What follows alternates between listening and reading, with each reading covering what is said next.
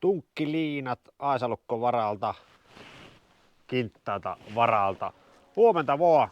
Ei muuta kuin kamat Volvon konttiin ja nyt pitää lähteä ryöstämään pankki. Nimittäin lähdetään hakemaan Raiderilla uutta projektia. Nyt tulee projektien äiti ensi talveksi. Pienen vesikuuronkin nakkasi tuohon, mutta se ei meitä haittaa. Nyt nokka kohti Oulaisia eli Suomen koneharrastajien Mekkaan. Ja lähdetään hakemaan semmonen vähän huumoriprojekti. No edelliset hankkeet on ollut niin totista niin kuin ikenet verellä raastamista ja tekemistä. Kaikki päreetkin on poltettu ja revitty ja syöty, niin nyt tehdään pikkusen erilaista talven aikana. Toivon mukaan se saadaan sieltä kyytiin. Tiedän suurin piirtein mitä on menossa hakemaan, niin ei mitään, ajellaan Oulaisiin ja kävin tuossa pankin ryöstä äsken matkalta, että saadaan vähän pääomaa tonne taskuun ja katsotaan kohta mitä löytyy. Kirkastuhan tuo keli tuolta, ei tuo pikkukuuron nakkasi tuohon. Päästään kuivana pois. Kukkohi huuti tuolta, kun se on niin innossaan tässä hommasta. Se on siinä, aito amerikkalainen jenkkirauta rally. En pystynyt kuvaa siellä hakupaikassa. Video oli sen verran tiivis omakotitalo alue, pikkunen piha, meni puistotie siinä vieressä, niin sitä oli porukkaa siellä vähän liikaa. Yleisö oli semmoista, mitä en halunnut siihen filmille. Se on siinä. Pikkusen mahtava rally. Aivan mahtavan näköinen suorapeltinen laite. Ajellaanhan mökille ja katsotaan siellä tarkemmin, mitä tuli oikein hommattua. Siellä voi olla mammakin erittäin iloinen. Laita auki. Kompura päälle.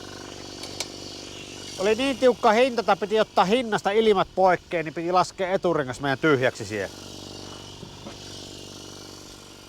Saatti se hinta sitten kohdalle sen avulla.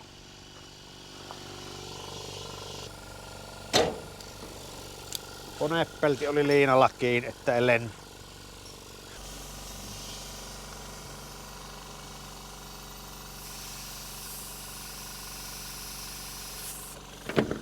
Älä nyt karkkaa siitä, pannaanpa tuo hihnapyörä tuohon eteen. Valluu taakse.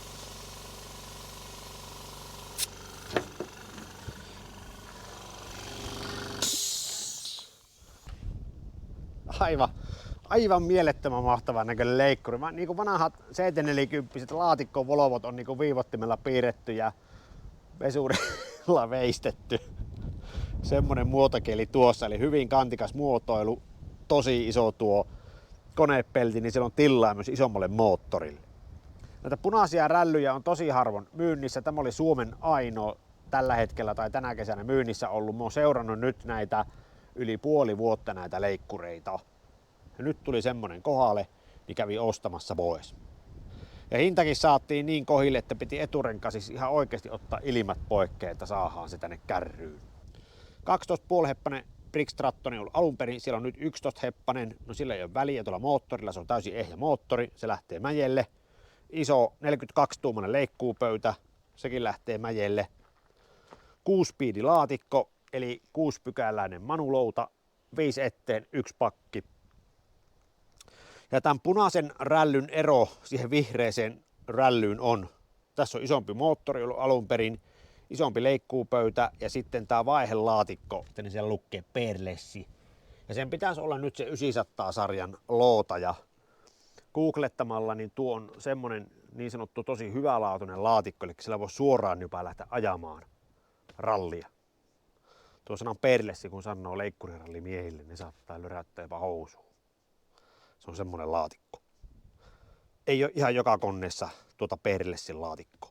Astilla ovat kaikki ehjät, moottorikopat, kaikki ehjät, runko näyttää suoralta. Polttoainetankki pikkusen pieni, no sekin pitää katsoa mitä sinne sitten laitetaan. Moottori lähtee siis vaihtoon ja siitä vaan rakentelemaan pientä hupilaitetta näiden muiden liian vakavien projektien rinnalle. oman mielenterveyden takia on pakko tehdä jo tämmönenkin välillä. Otetaan alas se kärrystä, katsotaan lähteekö se tulille. Tämä tankki ei kilpailukäyttö ole oikein niele, kun tämä ei ole varmaan kun onko gallonankaan tankki, eli onko 4 litraa. Täällä on pensat loppu, niin pakko panna lisää. Ei tää nyt mahdottoman painavaa ole. Ei tuo moottorit mikään jytky ei. Tule. On se kyllä se ilma siellä pyssyt. Yksi takarengas on uusi. Se on sinne joskus vaihdettu. Virta avaan paikolla. Tuo on kyllä julman näköinen tuo keula, kun vertaa tämän päivän leikkureihin. Astilaavot on isot ja jämäkät. Tähän ohjaukseenhan pitää tehdä vissiin ihan oikeasti jotain. Täällä on rattimastossa vähän tämmöstä klappia itse mastossa ja sitten tässä on aika paljon tyhjiä ohjauksessa. Eli se onneton hammaspyöräsimpukka tuolla niin vaatii jotakin ja etuakseli varmaan pitää rakentaa kokonaan uusiksi.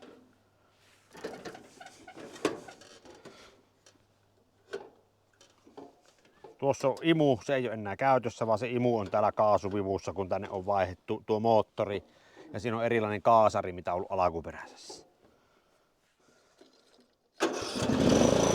Kattana, vaakista käyntiin. Se on nyt vapaalla. 1, 2, 3, 4 ja 5.